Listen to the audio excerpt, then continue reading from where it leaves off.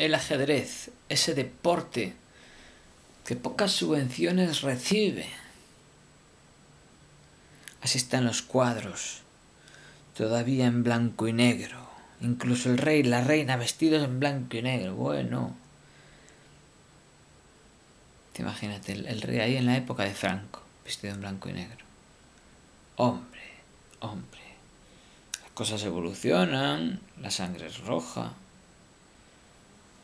Y el ajedrez tendría que evolucionar, convertirse en una batalla campal de niños ahí con unos game overs de estos, pegándose tiros y cortándose las cabezas.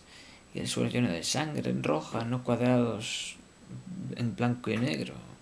Que el mundo evoluciona, el ajedrez ha de aprender. Game overs ahí jugando hasta la muerte ahí, me cago en Dios, te mato en la torre. Te lanzo un peón de estos, te va a levantar ahí un muro. En 4 días vas a ver. Dale los ladrillos al cemento, en 4 días te tienes levantado. Flipas, chaval, te mata un game over que flipas.